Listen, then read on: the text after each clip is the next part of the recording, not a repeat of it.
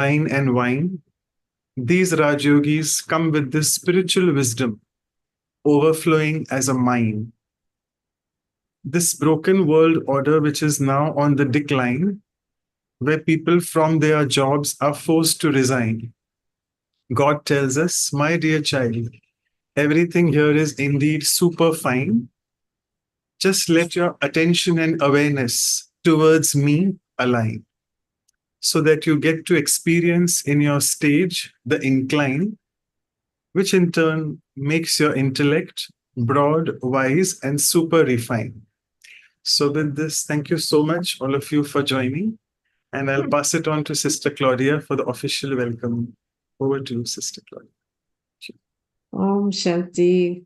Good morning from Vancouver, from very wet Vancouver today. But good evening for some of you, and maybe you have a better weather than we have here, but it is okay because we have so nice flowers with us. So all those 3 flowers, we cannot have any better on a day like today. So I just like to welcome everyone who has been in this program for so many years. To have a workshop for 4 years is not a small thing. And they're always here with us. So we have to really welcome all of them who have been here with us, the speakers, the participants, and everyone.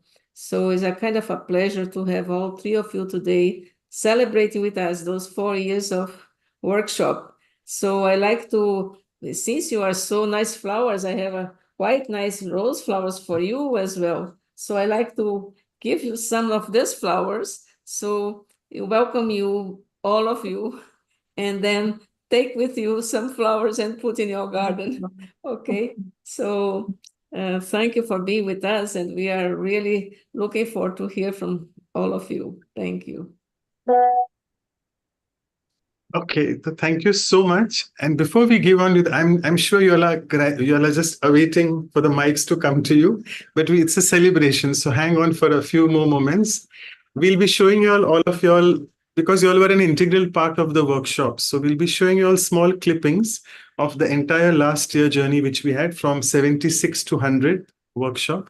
So I'll request Nikhil Bhai, it is a 6.5 minute video, and where we'll be hearing to each half a minute what you all had to say about those values, all the speakers. So over to Nikhil now. Thank you.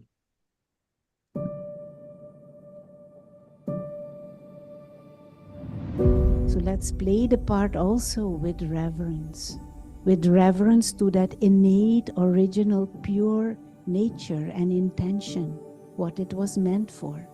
That the more you use your speciality, your uniqueness, the more you use it, the more it grows. Safe. To really feel safe, you have to release this tight grip on the outcomes in the physical world. But what has to be my point of reference in any situation to be able to adjust myself? This point of reference of absolute love. An absolute, a state of benevolence. First, stabilize yourself in your self-respect, your self-honor, your self-regard. Be stable in that divine and sacred space inside yourself. Clean my heart, clear my mind, so that I have a single thought of just being a lamp of hope for others.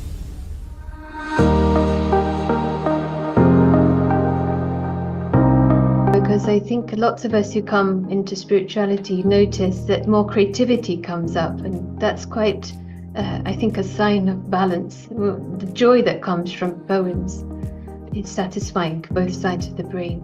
To know that if I increase the efficiency with which I practice my spirituality and apply it in the right way, I can see change. Our regularity, what we're being regular in, is it keeping my mind flexible? Is it keeping my mind open? Is it keeping my mind available? Is it keeping my mind easy and light?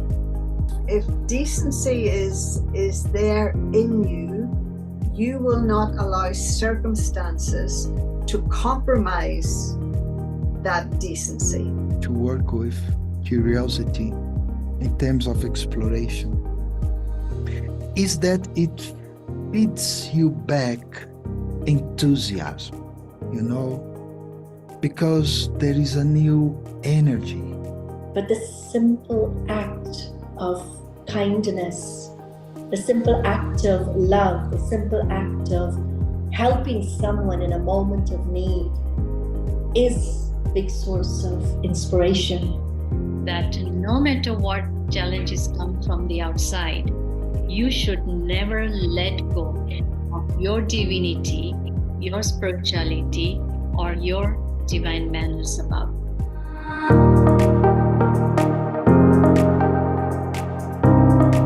Flexibility versus rigidness is the basis also to avoid, not just in the teamwork, but in your whole life, is the basis to avoid debating or entering a dispute. So means that we can be flexible with values also, with qualities inside of ourselves. We don't need to be in one way only. We can adapt ourselves to different situations, different people, different circumstances. Integrity is also to be able to stand up for your own values even when you are confronted by it. The ultimate aim is to heal heart and intellect and bring them into one. And the ultimate solution is that you go deep into meditation and connect to the divine light. Why do I want to be innovative? To what end? And how much energy am I willing to put into it? Or what's the price of this innovation? I think these are some of the questions I need to ask myself. Is it worth my time and energy that I'm putting into it? So it's better to observe and take it in, but at the same time not to absorb it. That is power of accommodation. The more perfect you are, the more gentle and more silent you are towards others' mistakes. And sometimes you're silent. It's not that you don't know, you know, but you also know that they're making an effort and it's okay. When I do good, I don't need people to notice it or say anything or do anything about it because my register is not in the hands of humans. My register is with God.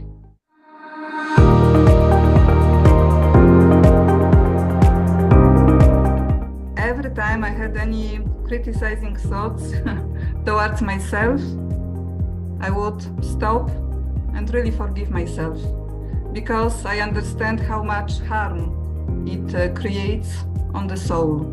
Sympathy often is about saying or expressing, whereas empathy can be more about listening and feeling. How much inner power I have to be able to use the aspect of empathy, to be able to express sympathy without being overtaken by usually emotions that are connected with these two qualities. I think being transparent and in that sense where it's not just plain honesty, but it's the transparency with wisdom and with the ability to discern.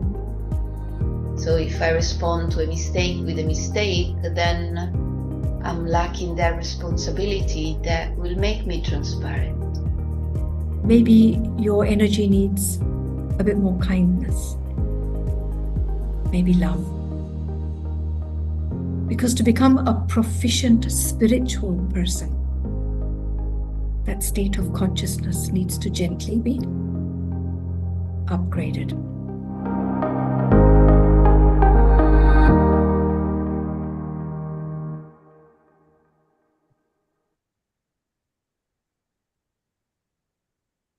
Okay, wonderful. So thank you so much, Nikhil Bhai, for reminiscing all these events and the moments which we had. I'll just stop sharing your screen so that we can see the participants. Yeah, thank you so much. And now it's over to Sister Anu. We are doing something new and different. Over to you. Well, new or different, but I think it is important that we celebrate, truly celebrate. And 4 years of this profound journey with values is not possible without the presence of each and everyone who is here today. in the program.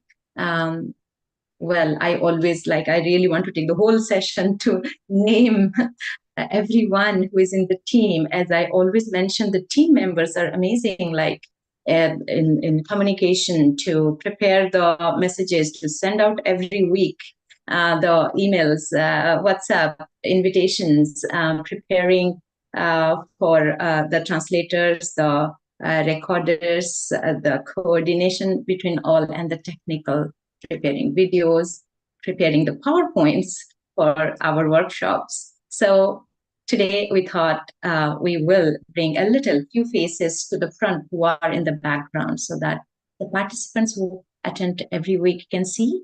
But at the same time, the very first thing we'll do is to honor those participants who attended regularly every workshop without missing even one. And they shared their deep understanding experiences about values. So we'll start with that.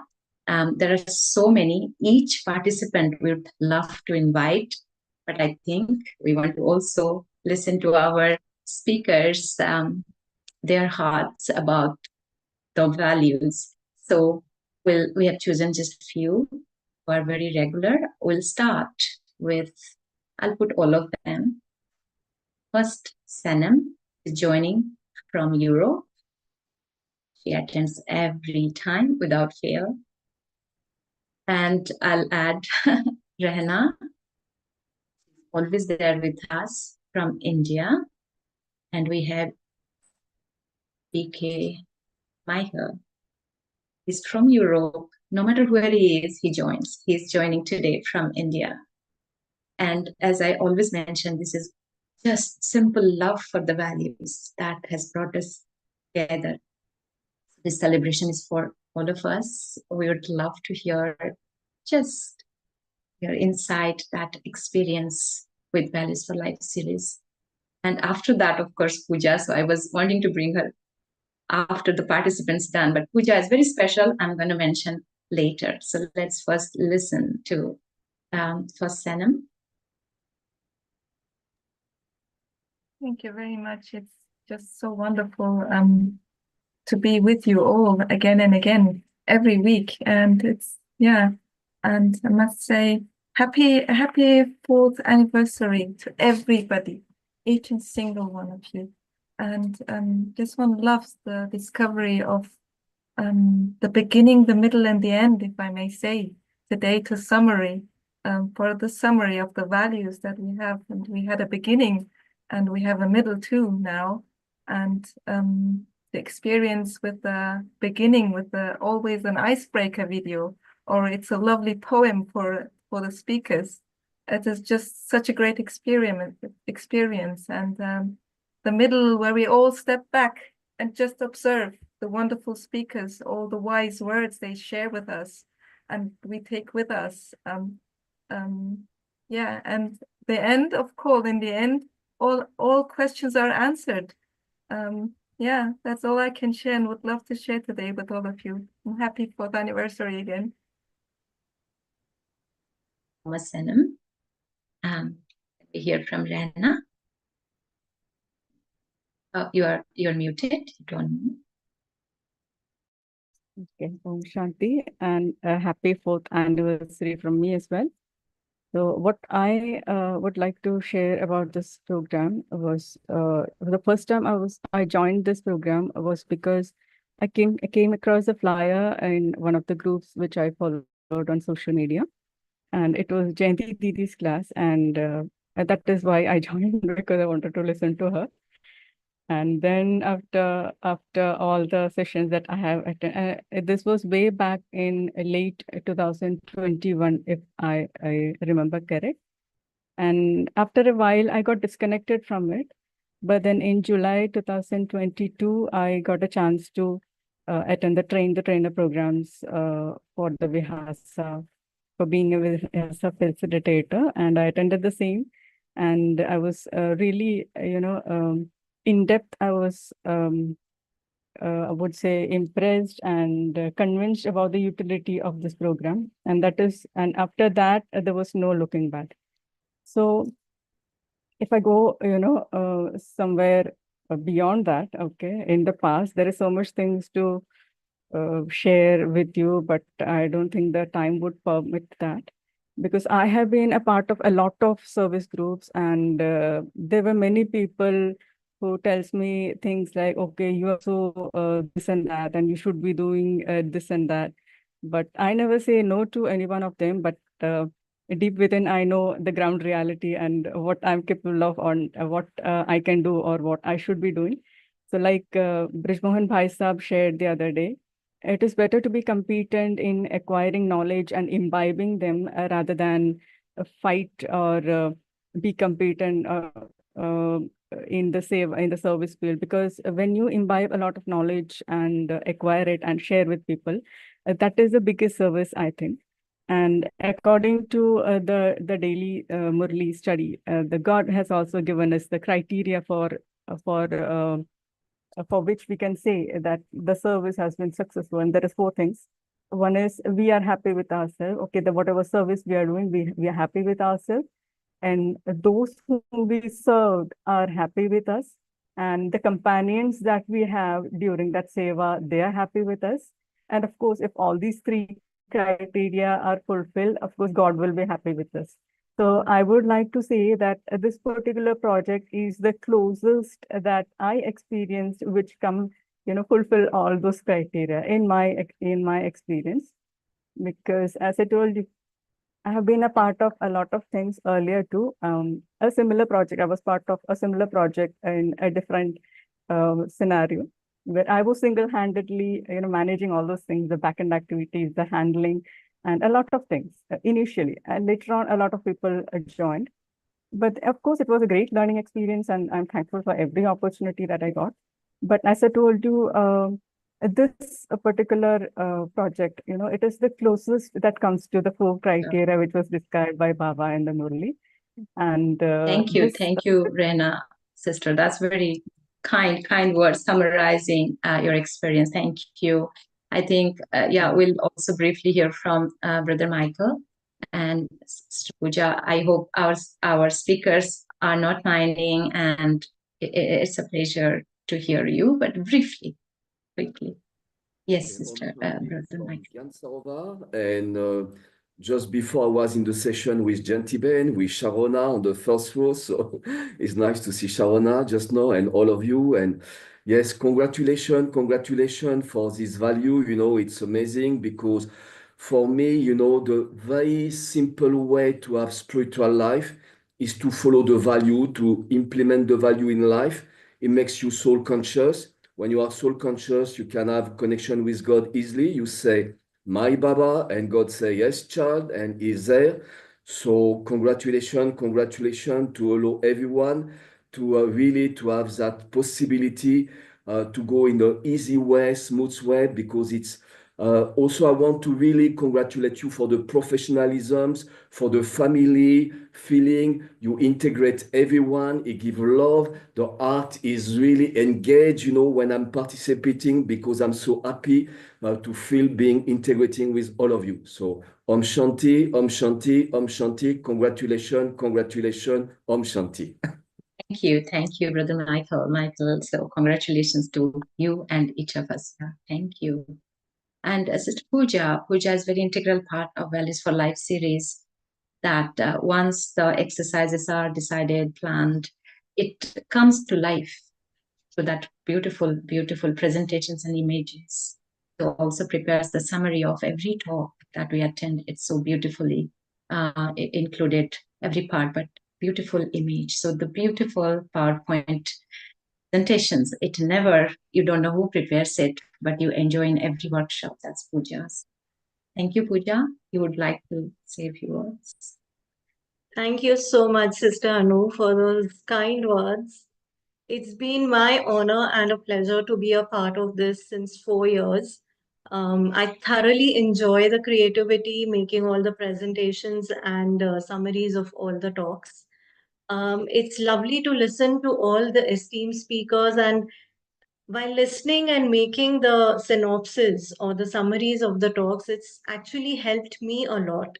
It has made me a better person in these few years. And that is why I consider myself to be extremely fortunate to be a part of this team. So it's thanks to the team and the Almighty for this divine service. Thank you. Thank you. Thank you so much. Thank you, all of you, for making it very special with your words. Now I think we will hand it over to Sister Tanya to take it over with our program. Thank you. And I also want to offer my congratulations. It's really extraordinary to be able to continue and to sustain something for 4 years. It's not a small thing. And what I feel is this is much more than a series. It's a movement, and that it's allowing many to progress, to make spirituality much more present in their lives through this value-based education. And of course, the thing about education is that it increases the value of the one who's studying it. So it's really not just about learning about values, but actually increasing the value of the self. And I think that will be probably one of the things we'll be exploring and looking at today. And very excited to have our two sisters, Sharona and Shireen. And I'll maybe just share a little secret. This is actually Tanya's my second name. My first name is Sharon. So I feel a connection, complicity with you. So 3 sisters. And so I'd like to start this exploration by perhaps, we've heard so many values covered, and perhaps even more than once. I don't even know if there's that many values, but so many values have been covered over these past 4 years. And maybe is there a key value? And I like the word key because it suggests that it's unlocking and it's giving access to, but is there a key value that allows you that you would perhaps put your focus on? Because there's so many, but is there one perhaps that you could tell us about that for you, you find very important, very essential, that allows you to unlock many other things, and that also helps to support your spiritual practice, your spiritual journey? Because I think definitely expressing values is what makes spirituality accessible to people. But we want to take us deeper into spirituality, because I think that is a very important element, is how can we increase this aspect of spirituality in our lives through the expression of values. So again, the question is there a key value for you that perhaps unlocks or allows you access to that deeper spirituality? And we can start. Shireen, you've got your mic open, so why don't we start with you? Hello, everyone. Warm greetings from Pandav Bhavan, and as you would have it, when you come to Madhaban, you get a fruit, and that is a cold. So it's always there. It's an ever-present fruit that everyone gets, a cleansing. I love that question, actually, and I've been thinking about it. Do you know what old psychology says is that the will to survive is the most prevalent thing about someone. But what new psychology says is positive psychology. They say is that to the wanting to keep everything familiar is the most important thing that people do, right? They want to keep everything familiar. That is the prevalent, dominant thing that people want to do. They want to keep everything familiar. And so I feel to acquire any value, that's the first thing we have to let go, is the familiarity. And for that, I feel fearlessness. Mm-hmm. Fearlessness is a very, very important value, to like the cornerstone of all values. Countering the fear of change. Yeah. Yes, countering the fear of change, countering the fear of wanting to keep everything familiar. Thank you. Very, very interesting. Sharona. Mm-hmm. And for you. Yeah, Om Shanti, everyone. I also appreciate the gathering very much. I appreciate your question, Tanya. And it's interesting what you were saying, Shireen, because I can relate to fearlessness, but the entry point for me is honesty. It takes a huge amount of fearlessness to be honest. And what I mean about honesty is honesty to God is very good. If you have a relationship with God, if you know the presence of God in your life, but otherwise you can just talk about honesty to your highest self. Recently I was listening to one of our seniors, and she was making a very interesting point, which is that the conscience, the intellect, understands what's right, what's wrong. But the mind doesn't care. And the mind will take you in so many different directions, which will keep you dishonest in front of what you really know to be right and what you really know to be wrong. And it's not just today, Sister Jayanti in the Murli review, she was giving a definition to what makes us effort makers. In fact, double effort makers, as we are currently being known to be. And she was saying, one thing is your effort on the outside, your routines, your diet, your whatever, but the other thing is your efforts on the inside. Are you doing everything out of a need to have an image, a certain image projected of who you are? And are you operating your routines or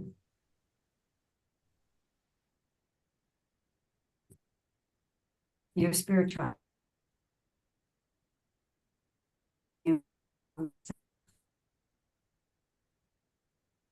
I think we're having a little buffering issue.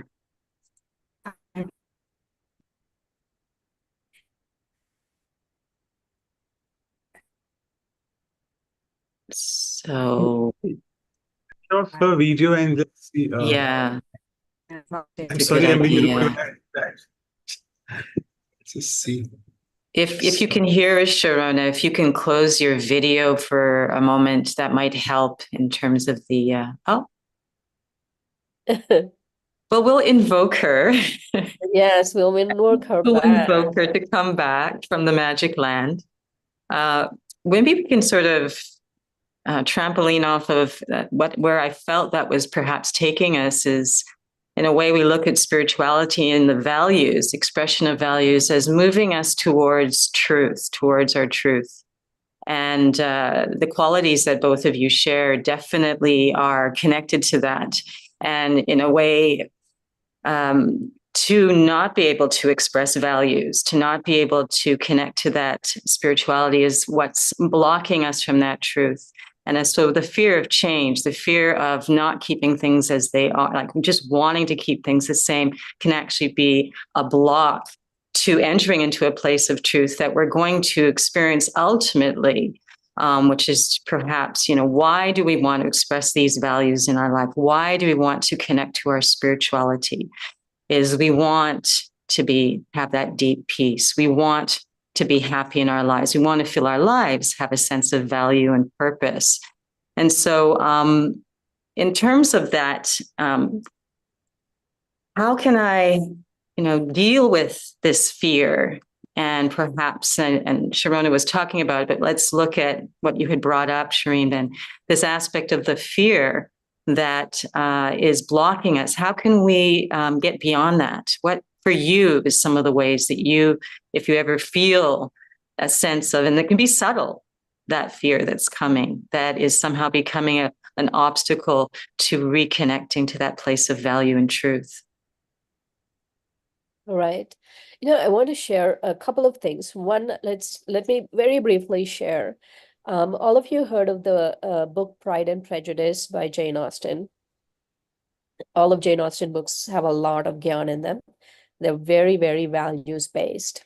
So in one of the books, Pride and Prejudice, Lizzie and Jane are sisters, and Jane is getting married, and Lizzie goes to Jane and says, and Jane says, oh, I wish you as much happiness as I have, because she's very happy she's getting married. And Lizzie says, I will only have your happiness if I have your goodness. Mm. And so values, right? They're not the intrinsic, all of the values, they're not in itself valuable. They're valuable because they bring happiness and goodness and love and peace and all of those things into our lives. And so I remember always that line, right? If I have your goodness, I will have your happiness. And so if I have your values, I will have your happiness. And so if someone has a lot of values, like let's say any of our dadis, or I have their values, then I will have their happiness. You know, it's not something I can grab. Like I can't grab a position and think I'll have the happiness because of it. I have to really inculcate values. So that's one thing I wanted to share. And the other thing is about fear, right? There's a very much cliche that goes around saying fear is false evidence appear real. And even though it's a cliche, I feel it's so important to look at fear in the face. That in our lessons, the Supreme talks about paper tigers and, real tigers, right? Fear or even values, right? The fact that I don't want to inculcate a value or I don't want to change anything familiar is almost like a paper tiger. I have to face it head on. I have to go close. And then I realize, no, I think it's a real tiger. And then I go close and I realize it's just a paper tiger. And so I feel that it's so important to just do it, because values actually can be acquired, right? We are not always blessed with the best upbringing or blessed with the nature of the world that we are in. We're not always blessed with these things. And so the right circumstances, all of that. But in this time and age, right now, the most amazing thing about this time is no other time in history has there been a reason why I don't need to change and just have a bunch of distractions, right? I could just scroll through all of social media, shorts, and not do anything. So I'll just invite you to slow down a little bit. I'm thinking of the translators. Oh, okay. Sorry. I'll slow down. Thank you. And okay, so right now is the time where distractions are max, right? Like you don't need to do anything. You can just give into your comfort zone. You can sit and scroll through whatever you're scrolling through. But right now also, this time period is the time period where we have access to the most amount of things, the most amount of transformation that we can make. I loved what Sister Sharona was sharing about God. I feel God's presence is important, but if you don't believe in God, whatever your higher power is, higher good is, to invoke that and to really bring about self-transformation, because now is the time to do that. Thank you. Yes, absolutely. I think the time is supporting everyone, realizing that, the distractions can only take you so far. And then you're still stuck with, well, where am I? What have I got going on internally?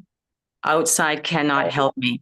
And I think this is a big issue of, even what we're taking support from, if we're taking it from distractions, it's almost like the margin, it's getting less and less in terms of how much that's ever going to really be able to distract me from facing the things, facing the fear, facing the uncertainty, and this is a point that definitely we'll look at in a moment. But, there's this aspect of, go ahead. I just wanted to say about empty calories. Right? Like, let's say I go and have a whole bunch of cakes and stuff, and that's all I keep eating. Every once in a while, I eat a cake, no problem. If that's all I eat for breakfast, lunch, and dinner, eventually it will show on the body, right? It will show on the body. The body will start breaking down. And it's the same way I feel with these distractions. Every once in a while, you are indulging in distractions, no problem. But if it just becomes a routine thing, that our window of opportunity for self-transformation keeps closing. Absolutely. It is, and it is a window that is getting smaller and smaller. In terms of that transformation, definitely values is a wonderful way, an entry point, because sometimes spirituality can be a bit of a shut off. I mean, there's people I know that I can't just start to talk about spirituality with them. But when I start talking about the values that they're expressing and the things that they're doing in their lives, and really encouraging that, it's very supportive, especially when they're facing challenges. But I know that beyond that, even in expressing values, there can be obstacles. In a moment, we're going to explore some of those things that can come outside in terms of just the places that both you and Sharona are serving. But spirituality and a spiritual consciousness, especially specifically, and of course, then the connection that enables to a higher power is also becoming increasingly necessary as people even find it more and more challenging to express those values based on the prevailing circumstances. And so I was thinking about this aspect of, there's values and the expression of those values. And then there's, you could say, for lack of a better word, pure values that require a shift at a very deep level of that quality of consciousness. And I would love to hear kind of your thoughts on how can you perhaps inspire or create a bridge to someone to want to reflect kind of the idea of the mind doesn't care. Your mind might be completely opposing you expressing values because of what's going on. But yourself, your truth is actually very hungry, that pure essence of yourself. And how can that sort of be brought to the fore so that you're starting to express from within rather than, if the weather's good, I can be really kind. Could you maybe speak to that if that's clear? Yes, actually. Is Sharona back? Yeah, maybe I will add her, but I have a request, very sincere request that slow down. The translators are requesting again and again. Okay, Sure. Sorry. I No will. problem. Thank you. I am surprised. We have had back-to-back hurricanes, 2 very bad hurricanes recently.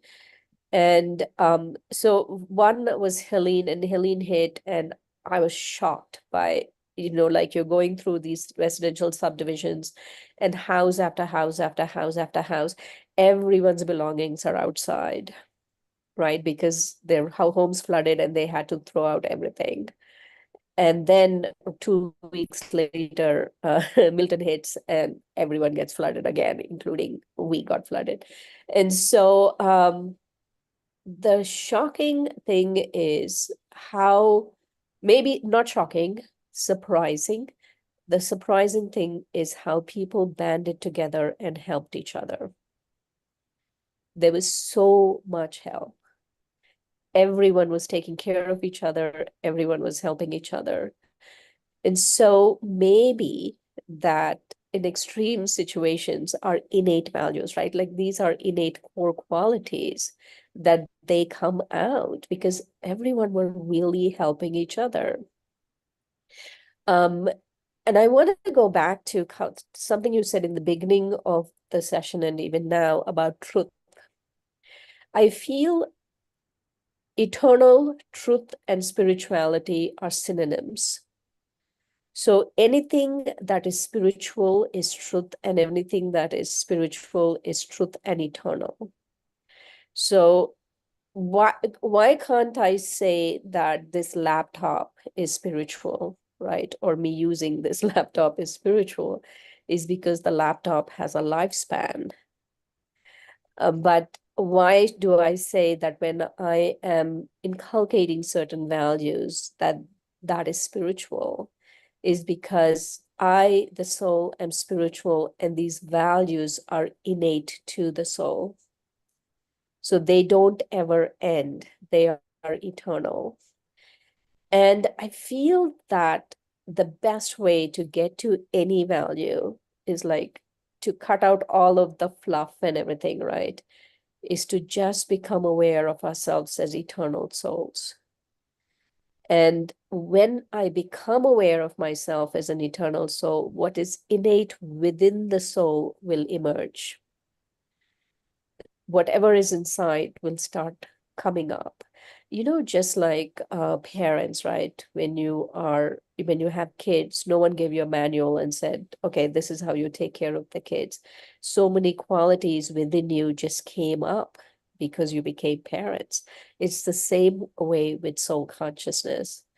When you become aware of yourself as an eternal soul, like you just exclude all the fluff and you start living your eternal values. Thank you. And I guess that is kind of what I was thinking about as well. And, within that, what I'm hearing again and again, and this is also from those who are practicing Raj Yoga, but the challenges is of that consciousness, of stabilizing, of getting into that consciousness, especially when faced with adversity, and especially in challenging circumstances.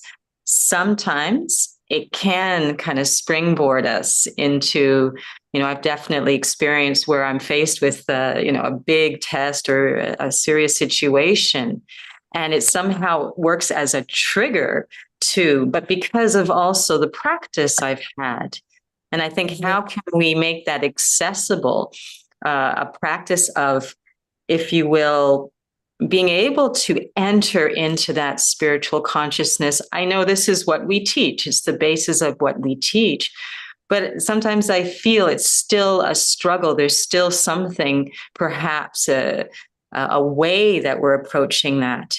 And I think the fact that if people are interested in values, and, it's almost like, well, how interested, I liked, sort of stood out for me. And I think it was this idea of, what are you willing to give up? What are you, in one of the sharings in the video, this, how much are you willing to give, to invest? I think it was Aruna Ben that was talking, to invest, so that you can actually enter into that consciousness that will allow you to express those innate qualities. I guess maybe the experience, and maybe we'll invite you at some point to perhaps take us into an experience, or even now. What's your favorite sport? My favorite sport. Mm-hmm. It's almost right. like, okay. Never mind yours. You can ask Manoj Bhai. Manoj Bhai, what's your favorite sport? That's a good question. Yeah. Sorry, I was just on the line with Sister Sharona because I'm taking her on a WhatsApp call. Oh, okay. She has some problem with her system. She's just shutting it down and he's just taking her off. Sorry, I didn't hear you. You were asking me some value. So what's your favorite sport? My favorite sport. Uh-huh. Do we watch sports anymore? I'm sure Manoj Bhai watches sports. What's your favorite sport, Manoj Bhai? Not really. I'm not a very sports person. So, okay, I'll just come back to this conversation later. I'll just take Sister Sharona. Are you able to hear us? One answer. Okay, let's take cricket, right? Everyone in India loves cricket. I was going to say cricket, so there we go. Let's take cricket, and everyone in India loves cricket, right? And I don't know really anything about cricket too much. I know there are a few players like whoever, I can't even recall them. Some batsmen, right? Dhoni, right? So Dhoni is an amazing batsman, and every street in India, including Mount Abu, people are playing cricket, right? Is it a different game they are playing? No, they're playing the same game. Every street corner in India is playing the same game, and the professionals are playing the same game. They're not different rules, different things. They're playing the same game with the same bat, the same ball, right? What makes Dhoni, and what makes someone on the street corner just a amateur cricketer, right? The Dhoni, I don't know if he has a particular style of hitting the bat or whatever, would have practiced that style of hitting the bat 1,000,000 times. Again and again and again and again, 1,000,000 times. Right? And that is true for soul consciousness. It's not a special knowledge that you need. You just need to practice the basics again and again and again and again. Right? People don't have, like, let's say Dadi Janki, she didn't have special knowledge. She just practiced again and again and again and again. And that's what we have to do, right? I feel the most dangerous words in the English language is I already know. Because knowing, if you feel you already know, then you are pretty much in effect saying, I don't need to practice this. What new can I learn? What new can I learn, right? That is amateurs. You want to be a professional values person, you have to pick your values and practice, or pick soul consciousness, simple soul consciousness, and practice again and again and again and again. I couldn't agree with you more. That's what makes the Absolutely. difference. Yeah, thank you, because it's such an important point. And within that, to ensure that my practice is very accurate, we've been given very specific aspects, points of knowledge, and to ensure that those are what I'm using. And, I underline this aspect of soul consciousness or spiritual consciousness because it's kind of what will provide a foundation for a very consistent expression of values, not a conditional or temporary, but it provides, it empowers me to be very consistent in that expression. And I think, one of the things we learn about values, we like values, we enjoy it when we express them, but then we see where we're challenged, where we're finding that we're not able to express those values within certain circumstances. And why is that? How can we improve our success rate, if you will? And I feel that the key is this spiritual consciousness, that our supports aren't coming from temporary, fluctuating environmental aspects, but coming, or even an individual, but coming from my own spirituality and connection to a source that supports that spirituality. So I appreciate that you underline that there isn't any special, as you say, knowledge. Or sometimes we think, well, they've been doing this for so many years. It's not even, it's that I give so much attention to the basic practice is one thing. And the second is that there's never a point, as you shared, where I feel I've done that. I no longer need to put my awareness there. Coming from a dance background, from your first class where you're basically running around the room in a tutu maybe, to being, the prima ballerina of a world-class dance company, your warm-up, the movement that you do, the first thing that you're going to do, it's called pliés. You're both doing it. And a really top-class dancer, there was a video at one point of a top-class, world-class ballet dancer who, with her coach, in this hour-long video, was spent doing one of the most basic ballet movements for an hour. And for most of that video, her coach had to keep stopping and saying, no, that's wrong. No, this is a prima ballerina. And so the idea, first she had the humility to present that, but to present the idea that if you really want to excel, you need to put in the time, and you never need to, there's no embarrassment. There's no, if you need to ask questions, but also the love, they love doing that drilling. How much do you love these practices? the expression of values. I think there's just this deep love that we want that to be part of our life and part of our expression. So the role of love. I'd like to go back to, yeah, go ahead, please, and then we'll carry on. I wanted to talk about, just double click on what you were saying about the coach. Prima ballerina, right? She's not saying, I know everything, I don't need a coach, right? Every professional athlete, every professional dancer, every professional whatever, right? If you want to go to the Olympics, do you see anyone in the Olympics without a coach? No, everyone has at least one, at least one. At least one, right? And so we all need a coach. We all need a coach. And for us in Raj Yoga, it is the supreme that we think of ourselves as a coach. But if you don't subscribe to that, pick a coach, pick someone you really look up to, who can help you. And I feel for every value, right? You first need to see someone embody it. And also you need to look at the values, see what that means, and keep thinking about it and keep trying to bring it into your life. And a coach will really help you do that. Absolutely. You can't do this alone. You don't want to do this alone, actually. And very, very important point.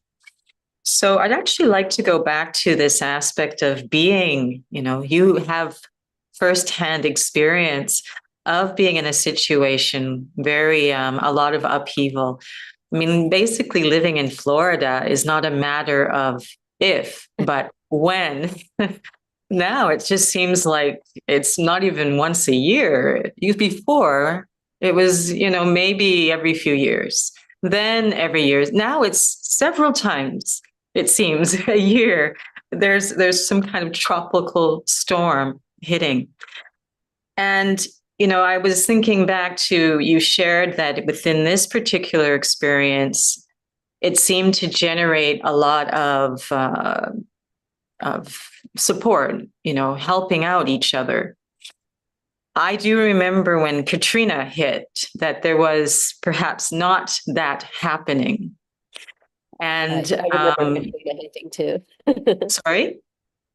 I remember when Katrina hit and how they really struggled. Yes. Yeah, really struggled just with the physical, the aftermath of that, but also it seemed to generate a lot of just self-absorption, well, just more caring about yourself than necessarily. I mean, not everyone, but that seemed to be an issue that was highlighted.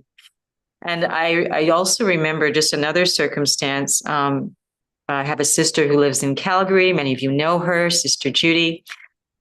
And a place that's near the mountains that, it's not even near an ocean or anything. And you would never in a million years think the disaster that would hit there was a flood.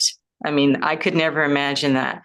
But to see landmarks that I grew up with underwater, bridges, etc., underwater was extraordinary. And that too generated an outpouring of support and help amongst the community, amongst each other. But then there was another side. And, this is where the conditional element, and how can we, first of all, for ourselves, make sure that we're not conditional in terms of our expression of values, but also how can we support and inspire others to go beyond some of the things. And one of them was that there were some perhaps not so charitable thoughts towards those who were deemed having a lot. Because a lot of the homes that were near the river where there was flooding were the wealthy Calgarians, very, very wealthy Calgarians who lost everything. And sometimes there was the thought, well, it's not such a big deal, or not as much compassion. And, it's, I guess, these things in terms of, maybe this leads us back to why spirituality becomes more and more essential, because of the kind of equalizing and harmonizing aspect of that consciousness. But in terms of, I don't know if that was something that you were confronted with in terms of on one hand, perhaps the support, but on the other hand, seeing individuals that were struggling, perhaps to be more compassionate and helpful. And There's what can one always, do in right? that circumstance? There are always people who, there's always so many people who are And not. seeing that, not just Yeah. perhaps being one of those people, but if I see that, how can I, not become judgmental, but Right. go beyond? There's only one answer to that, is to really become a detached observer and be neutral. Like, don't judge, like I'm seeing this person not being the best version of themselves, but I shouldn't be judging them, right? But surprisingly, as time went on, Katrina was about 18 years ago, I think. Surprisingly, as time is going on, I think it was, 18 years ago. Surprisingly, what I'm noticing is not just in Florida, right? Even in North Carolina, where they weren't expecting the floods and whole towns got wiped out. Whole towns got wiped out. So many people, like, they are citizen. Before they used to be Red Cross and all of these things. But now they're citizen nonprofits, people who have just made some money and decided they were going to open a nonprofit, right? Citizen nonprofits, really helping so many places. And I feel like I was saying, right, the world has moved on from wherever it was when Katrina hit to now, where a large number of people are waking up. And there are pockets who are not waking up. That's true. Or they have ridiculous ideas or whatever, want to kill female people or whatever. But the thing, hello, Sharona, welcome back. Welcome back. But for me to just be neutral, I don't need to get involved in their low vibration. I just need to be neutral. Yeah. So just to catch you up to speed, Sharona, we've been exploring in terms of values and spirituality as a basis for empowering our expression of values and what to do in the face of, perhaps seeing where adversity, which can sometimes really bring out the best in people, but also sometimes not. How can we face that and not be brought down by it? So Shireen Ben was responding to that. But perhaps another question connected to it is, in the face of adversity, how can the expression of values become a source of empowerment and even protection? So this focus, we're here. This is a series to empower the expression of values and support spiritual growth. And why is that becoming so important, not just to make life better, but even to serve as, and how does it serve as a source, perhaps? Can it serve as a source of empowerment and protection? Would you like to speak to that? Can you unmute? Oh, she can't unmute herself. Can someone help her? Yeah, now she's co-host and you can. There you go. Thank you. Well, first of all, apologies for all this technological distraction. And thanks for carrying the ball. And I'm very, very sorry that I missed what Shireen was saying. I know you as a wonderful, wonderful speaker. And your book, oh my goodness, I think says it all. Goodness as a protection and a power. It's something that doesn't have good press necessarily at this point, does it? People still believe that retorting and tit for tat, reacting seems to move things forward more than kindness or tolerance or respect. or accepting and allowing and faith and trust. So I think one of the tasks of somebody on the spiritual path is to help people understand the power, not just the power inside goodness, our values, our qualities, but the necessity. And for me, that expresses itself on two levels or in two ways. First of all, in these times, we're seeing extremes of violence and a humanity almost as if without values, principles, virtues. They seem to be a ruling force. And yet, whenever the pendulum swings to an extreme, there's no other place for it to go other than back to the other extreme.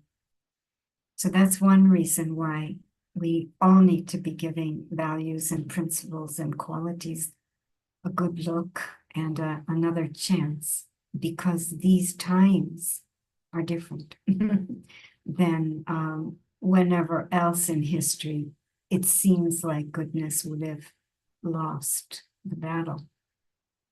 We're in different times now. We're really reaching an extreme. But another reason to really re-evaluate the importance of goodness for my life is because the world we have today is because of the kind of people we've become. That includes me. And at some point or another, we really need to prove to ourselves that anger does not accomplish anything. It really, really doesn't. Either does stubbornness and resentment and controlling behaviors. It does not accomplish anything, if we're honest.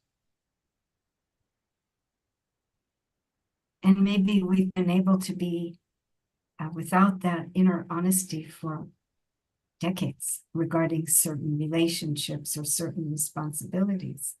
But now, in these times, that's the call of time. I feel that's the call of time. Protection, I mean, as a power, those are the two levels. Sorry, did somebody want to say something?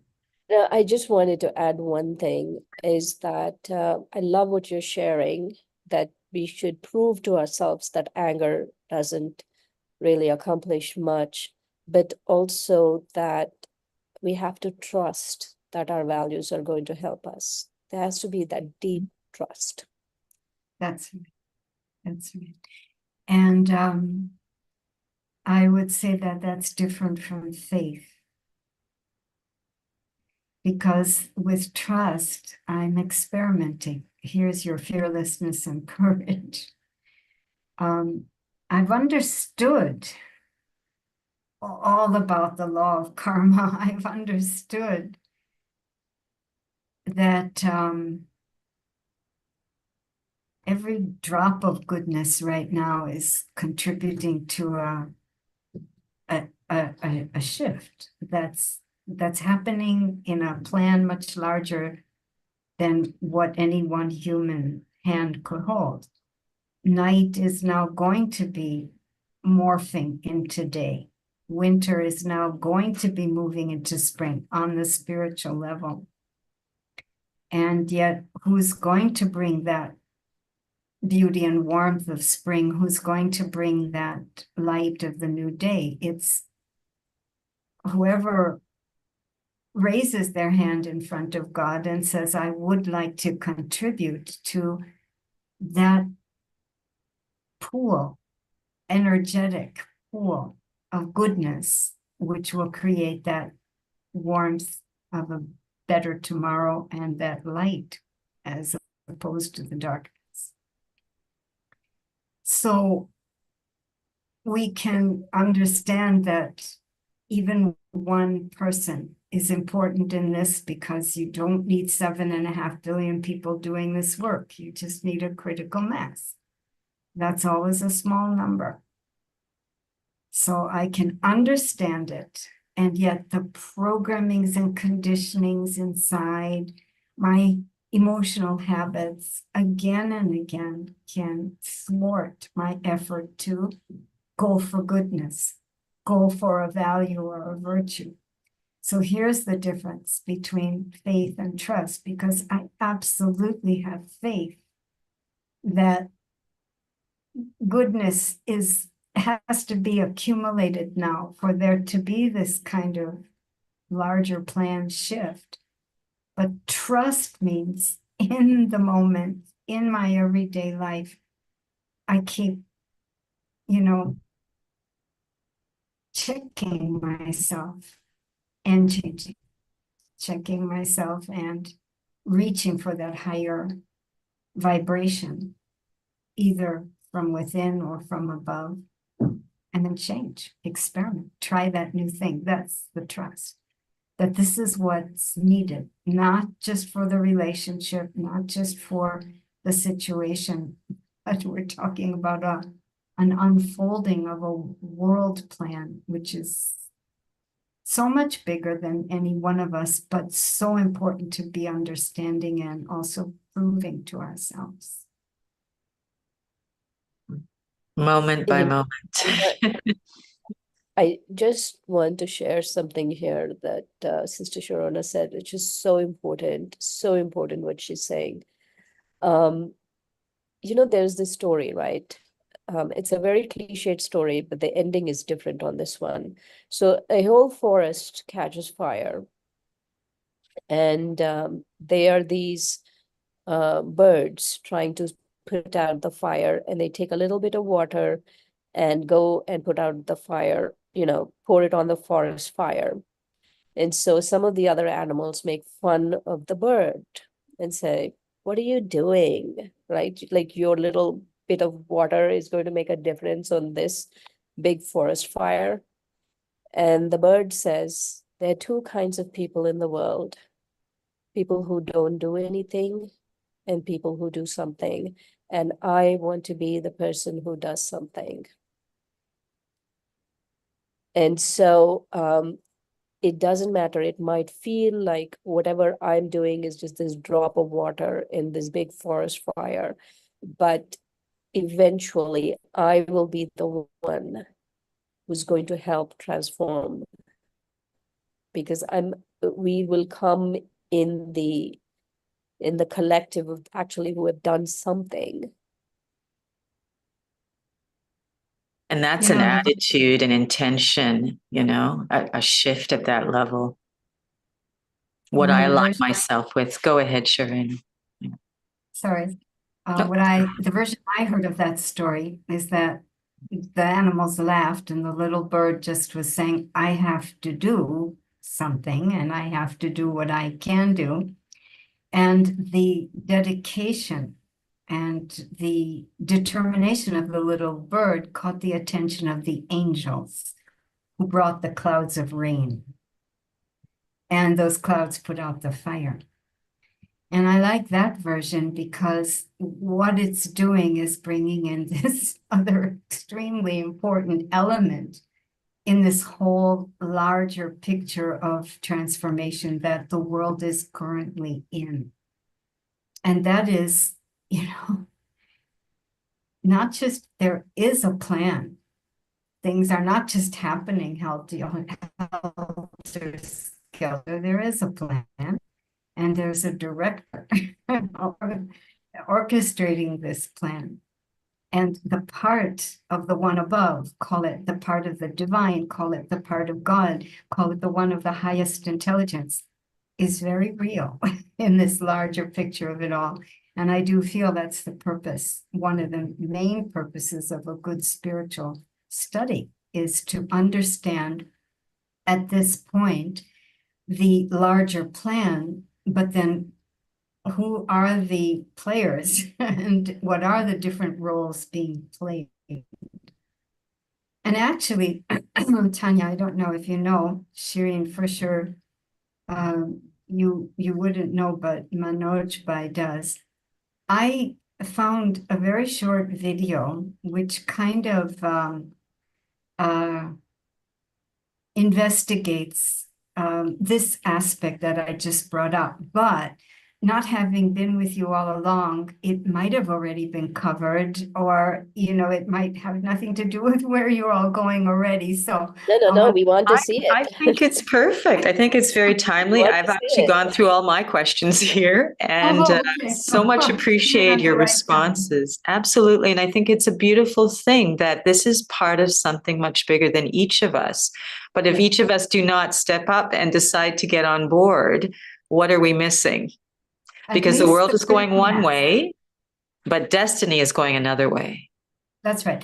And again, I think you might have covered this, but I think one of our biggest downfalls is that we're continually looking at others to understand what is my contribution, what is the value of my contribution.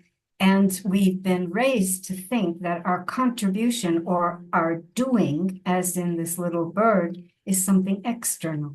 It's a skill I've learned. It's a talent I've cultivated. Not in these times of great extreme.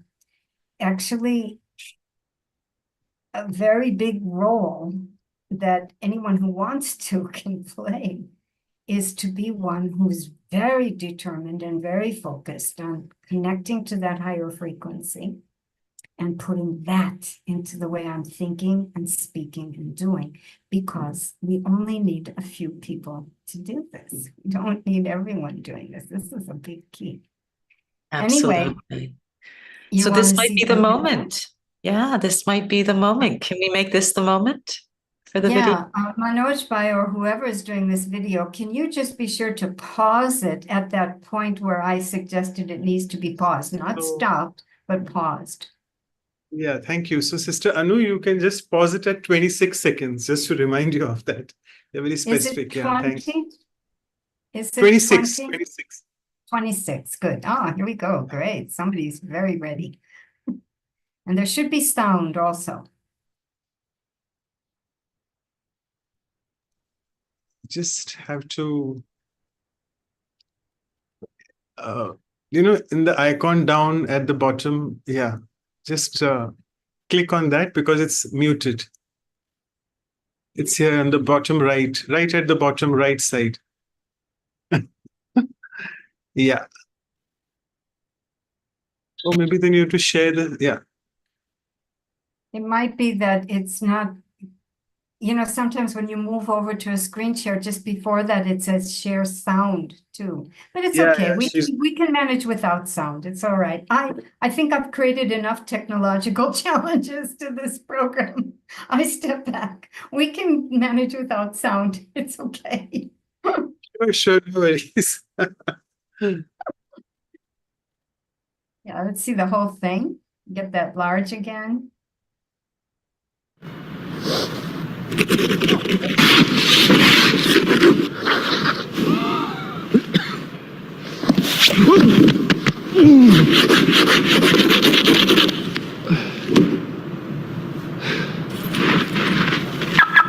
Your timing. Yeah, very good. Thank you for that. Okay, so let's hold this for a moment. If we could just get back to that right there at that frame. We can see that. Yeah, no, just hold that for a moment. Shireen and Tanya, there are two things wrong with this story.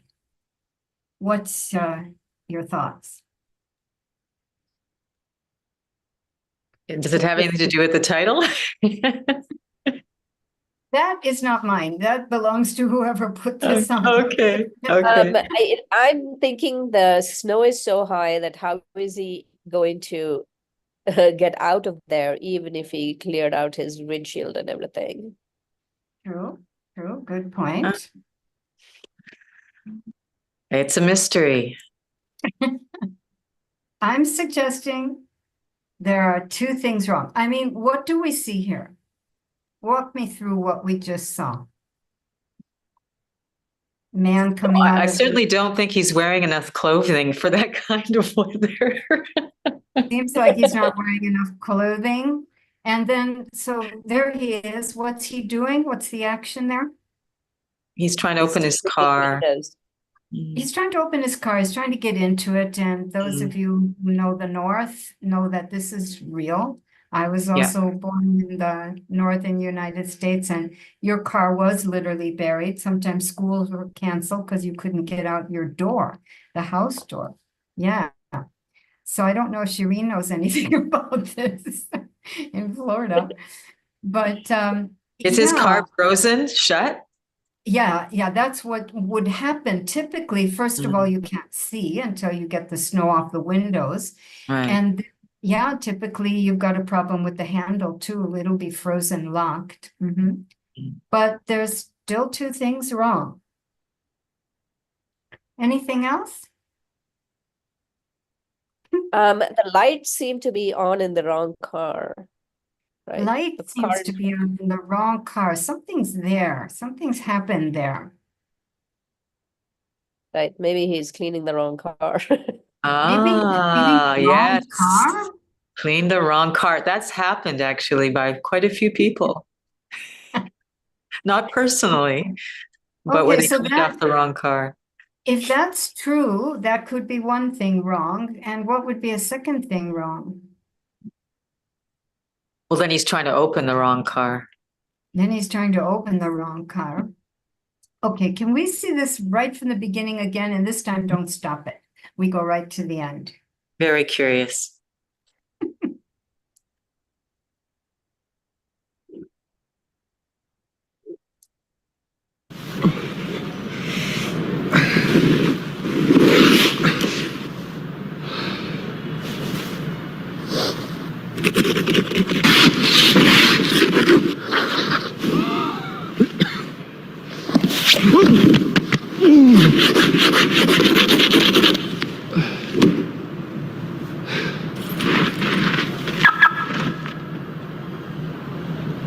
Ah.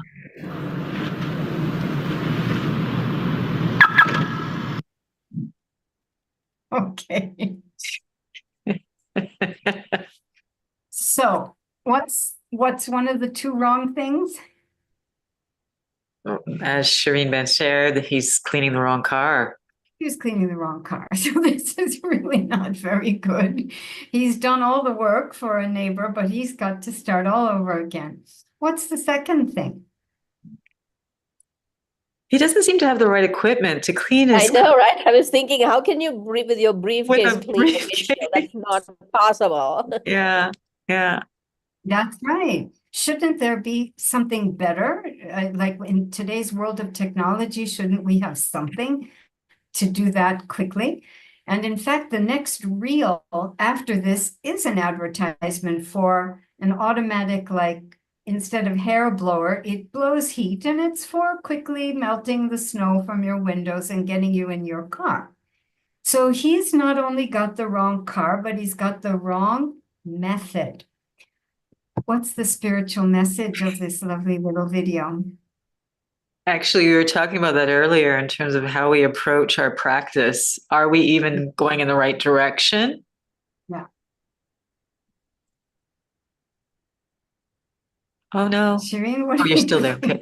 No, I think so. That method is everything, right? Like people say practice makes perfect, but practice doesn't make perfect. You can't just randomly do a practice. Good practice makes perfect. Like let's say if you're a golfer or even a cricketer, we were talking about cricket earlier. You have to have the right batting angle, right everything. You can't just sit and bat randomly and think, oh, I'm practicing batting. It has to be the right method. Accuracy. So what is the right method? Within the context of a spiritual practice or any practice? Spiritual practice, and in terms of values and wanting to cultivate our values. Right. Based on the spiritual truths we receive, the truth. Yeah, it has to be grounded in spirituality. I'll just share how Tell us what you're thinking. struck me. Yeah, because what you're saying is absolutely right. So just to add to the pot, it occurs to me that we misunderstand even a spiritual practice. Somebody's saying peace and stability is lacking. So what I would like to suggest is that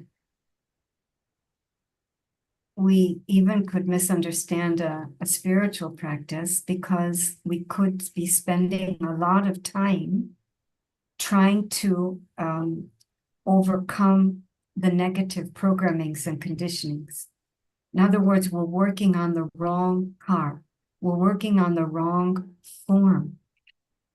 A good spiritual practice should introduce me to my higher self and make my higher self, that form of light, the pure spiritual being sitting here, more real than my bodily form. But we're still working on the bodily form, where I've developed programmings and conditionings which don't carry my principles and values.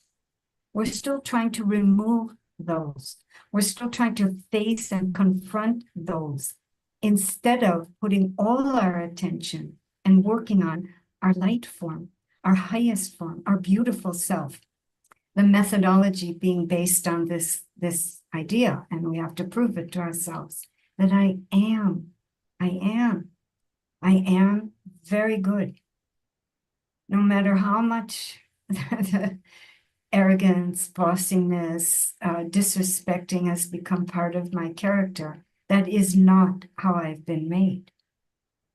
And there's a very short limit to how much working on my bossiness and my controlling and all of that will actually help.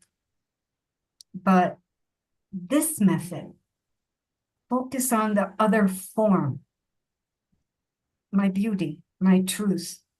Use the whole of your spiritual practice to get to know that divine self and love her, love that truth.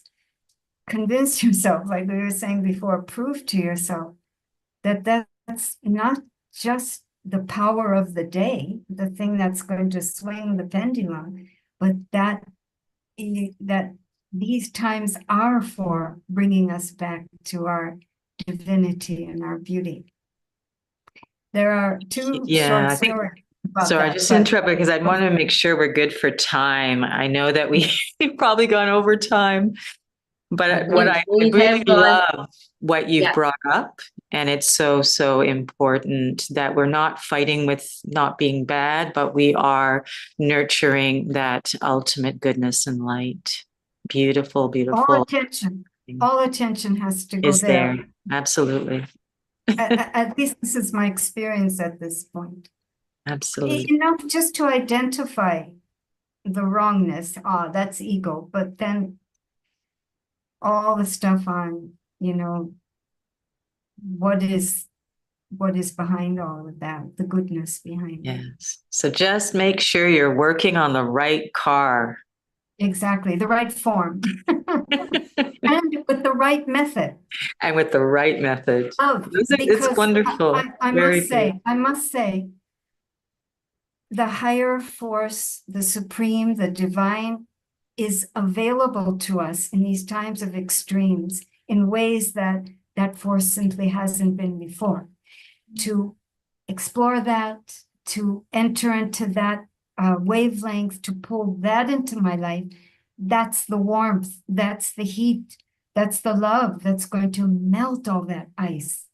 It's not just me alone with my idea to be a better person, but it's much bigger picture with a much bigger power who's present in order to help me do this. That's the right method. Wonderful. Thank you. I am going to now hand this back to Anu Ben. I feel you have something to tell us. I have, but well, time is finished as we planned, but worth it, as you said, Sister Tanya, that Sister Sharona, thank you for bringing that. You said clean the eyes. I think that's right. I have another thing in my mind, but this is a celebration for 4 years of cleaning. So we'll just make sure from today on that we're cleaning the right path with the right method, and cover yourself. Ice melts, but can we cover ourselves with the ice of values, all the values? And why I'm saying that is that it's a celebration today. As we celebrate today's occasion, celebration is not complete without a cake. Lighting a cake, then with our seniors for word of thanks. But I think I want to bring this to everyone's notice. Oops. There you go. Ah. So it's covered. Ah. It's this drizzling of values. I hope we stay covered and we light it. What do you think? The icing of values. Yes, the icing of values. How do we get some of that cake? Exactly. On Zoom. No, you will be offered on Zoom. I'll cut it and bring it to you. No? And while we eat, we'll think of you, and that's how you get that yummy flavor of the cake. And everyone who is here, it's celebrating each one of us. Let's open our video. Let's feel the light as I light. I'll leave the light of this candle that let the light of values be lit in your life forever. And can we do that now? While in presence of definitely Sister Claudia and Dr. Mehta. And of course, Brother Manoj, and as you know, the big team behind and all the participants, it's a congratulations to all of you. Can we bring the light?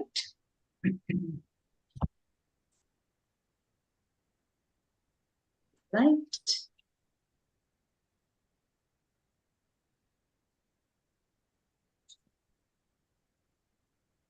In the silence, but with the music of all the values, what's playing in your heart. Let's make a wish. Light of values beautify our life every moment.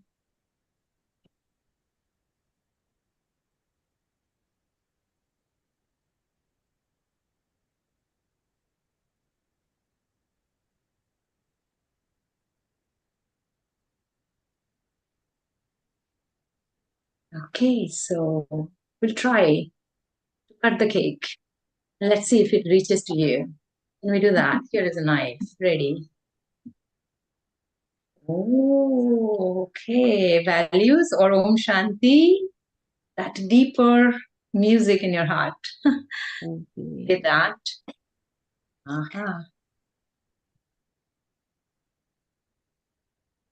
Here is the beautiful cake. Wow. I think I did taste it. Yeah, it's good. Very good. Very sweet celebration. Congratulations to everyone. To the with hand, but let this light and the sweetness of values be all. Thank you everyone. So what is next? So thank you so much. Oh yeah, we are having people's backgrounds also changing. Suddenly Sister Sharona is in a different world. Okay, fantastic. So if I can just request our seniors, we have Dr. Ashok Mehta and Sister Claudia. So first Dr. Mehta to propose the vote of thanks. Thank you. Thank you, Sister Sharona and Ben and Tanya.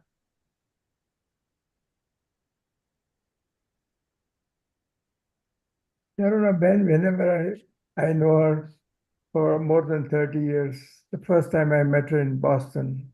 She was teaching in the university English. And next time I met her in Tel Aviv. And I would have loved to hear from her. How do you practice values during these difficult times which you're facing? We are far away from it. But if we have to be in your situation, how would we send a good wishes and how would we remain peaceful and happy? That would be it. You are going through a tough time. Of course, you are in Madhuban at the moment, but presuming that you were in Tel Aviv at this point of time, I would have loved to hear how would you face the challenge in a spiritual way. Of course, I don't know if there's time for that. I very much appreciate the care and the love behind that kind of question, but I need to know from Tanya if there's time for a response, and if so, how much time? I would need to know from others. Yeah, so let me tell you, we can go until 9:30 India time. Please don't worry. As it is, we have workshops for 2 hours always, so don't worry. 9:30 p.m. is Actually, fine. that was one of the questions that unfortunately were not with us. But in terms of Shireen Ben in Florida and facing that kind of extreme circumstances, but I also had the question as well, thinking of you both and you in Tel Aviv in a situation that is also actually unimaginable for many of us. And so it'd be lovely to hear your sharing. It's just to say that pretty much what I've shared up to now has been the kind of thought process that we are putting ourselves through. We of the Brahma Kumaris in Israel, and I'm sure people around the planet who are in these conditions of war and other very dramatic, uncontrollable circumstances. The larger picture is extremely important, and you have to keep applying it. And if the practice of gratitude and appreciation has ever held importance for you, and I recommend it as a practice, there's never a situation in which it's more important than such circumstances. I'm very grateful, and I appreciate very much this chance to practice stable, keeping myself stable in a peaceful thought and feeling about what's going on.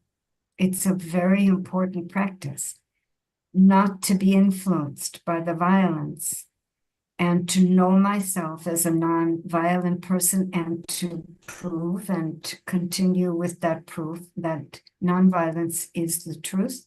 And now is the time for that pendulum to swing. Let me be someone contributing to that swing, so it happens sooner rather than later. So it's making myself responsible, not just for my own well-being, but take on the larger plan. There are huge benefits in that.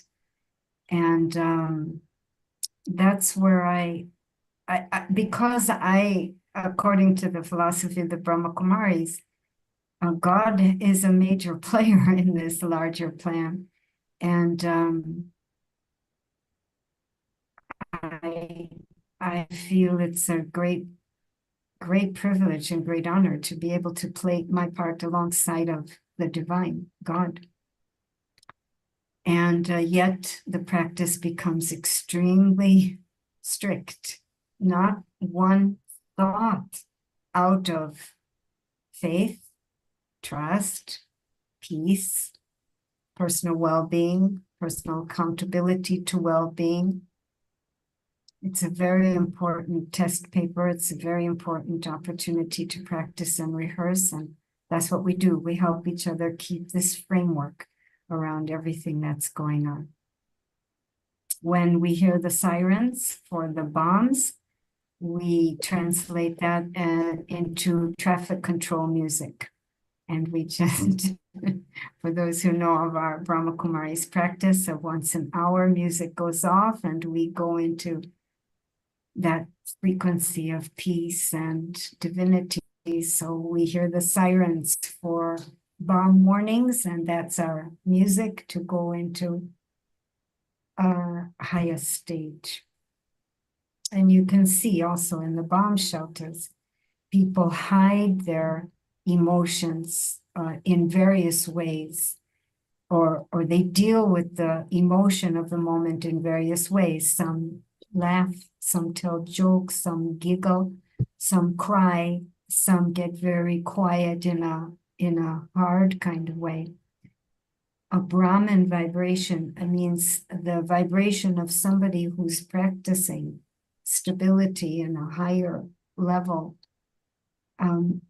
It's a big influence.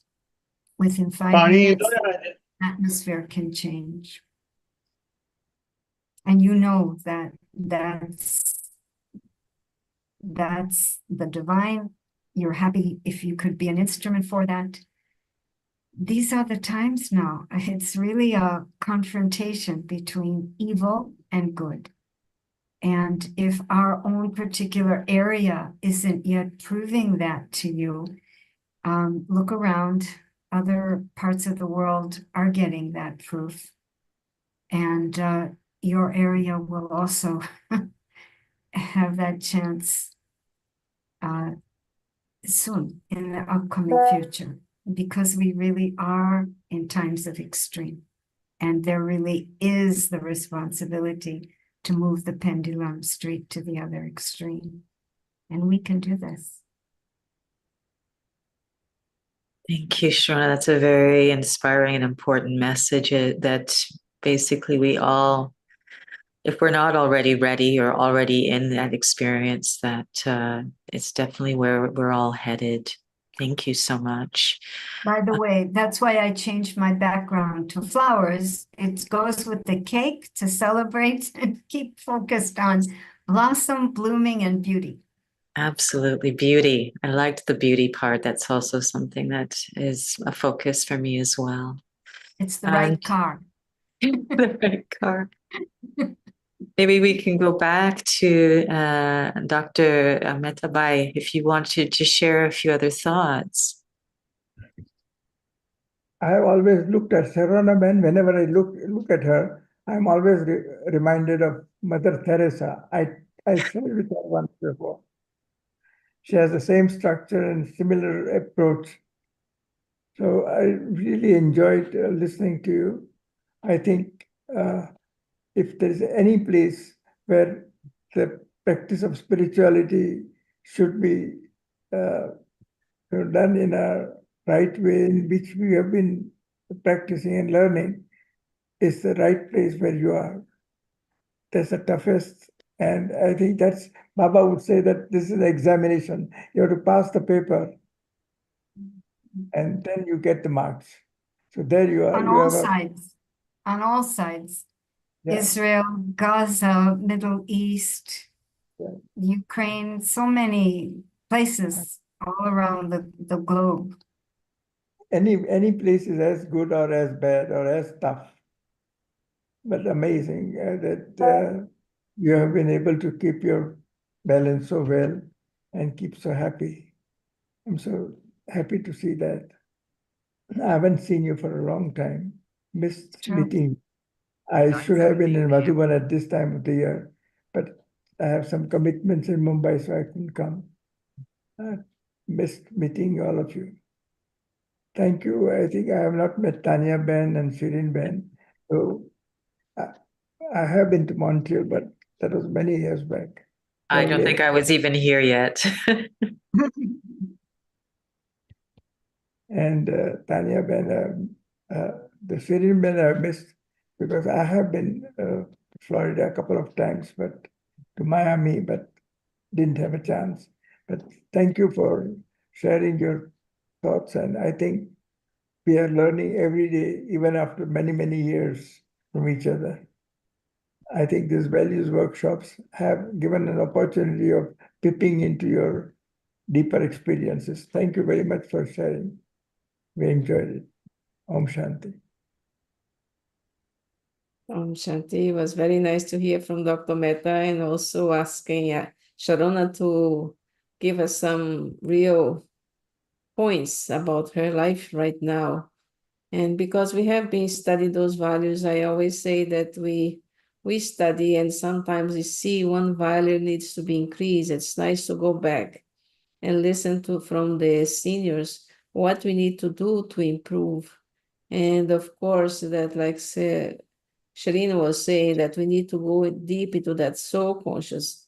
So all those things comes together. So when we come to the situation like she has, other has different situation. We all have our situation. Sometimes a war outside, sometimes a war inside. And some situations are different, but still at the end, we have to bring the values update and make sure that we are using them so we can go to those situations. So it was a pleasure to have all those values and a fortune, I think, to hear from different ones. And even today here, Tanya asked those questions and both sisters answered those questions. And like she said, we have to know the method. We have to do the method, and then we have to practice.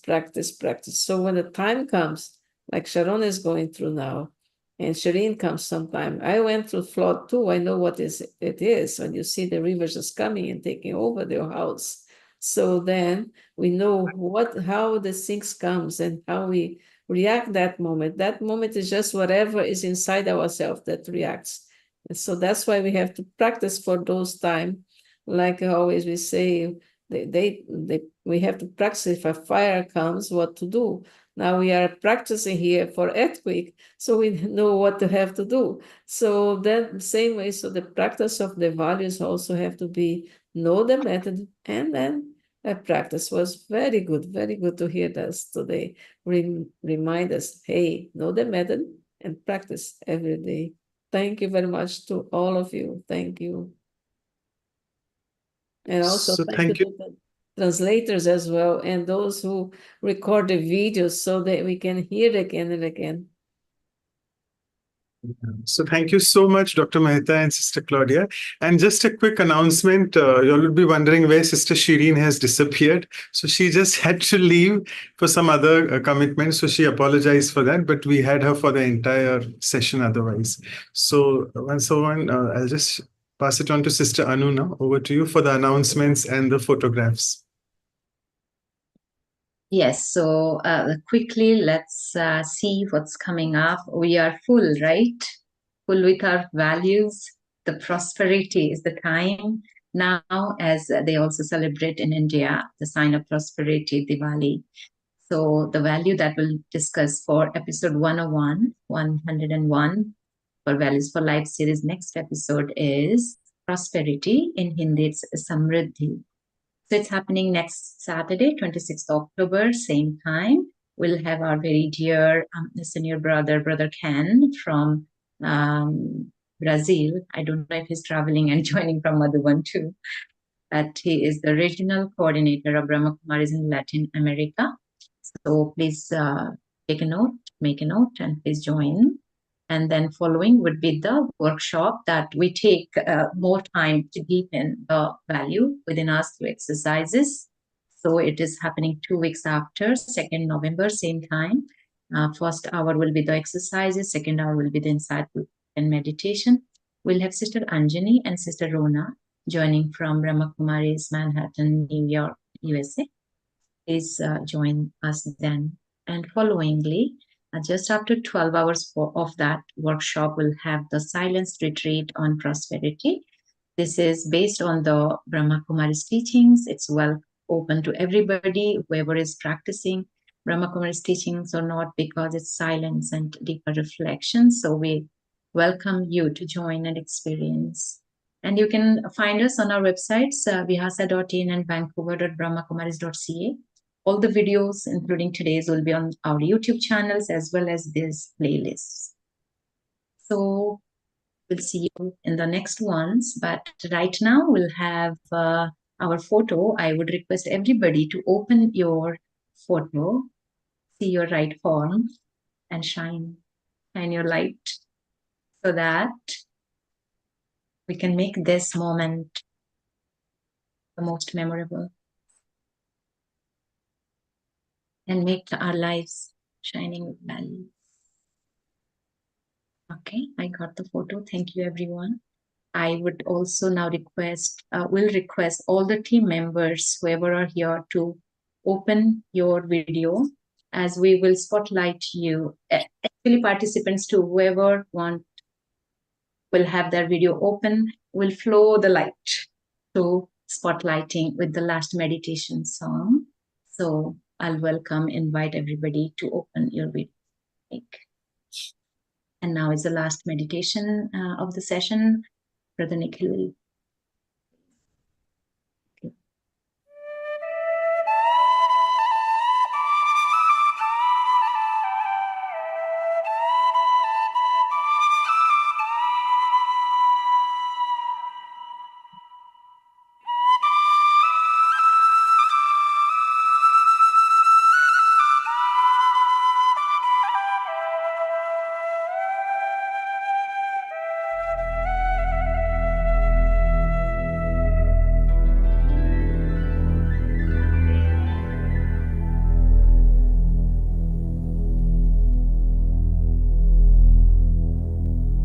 If love were a bird, I would stroke her bright feathers.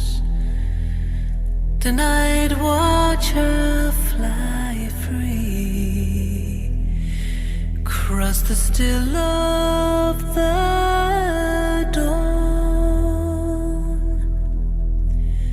And if peace were a mountain, we'd gather around her to bathe in her silence, her power, her call.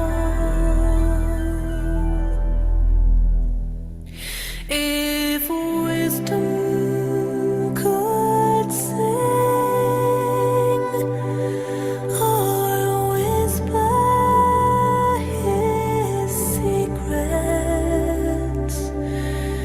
eternally teaching the ways of the free. In my mind I can see them, I hear them, and I feel them. For love, peace, and wisdom are all part of me.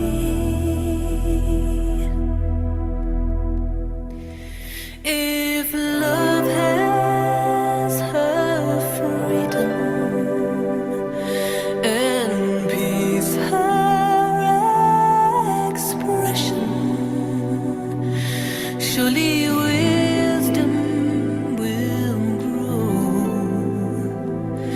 like a flower in bloom. The seed has been planted and tended and watered by the prayers of the hopeful and the tears of the brave. We long to return to that place of still waters and sit on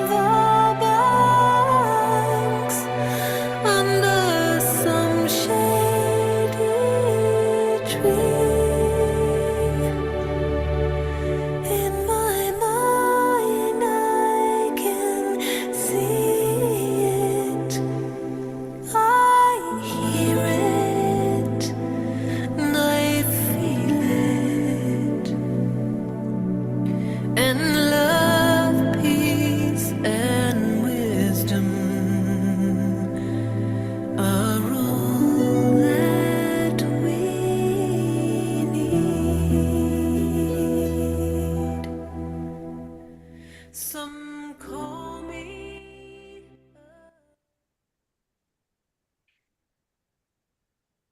Thank you once again to the participants, the translators, the recorders, each one of you, and also our dear speakers. Thank you so much.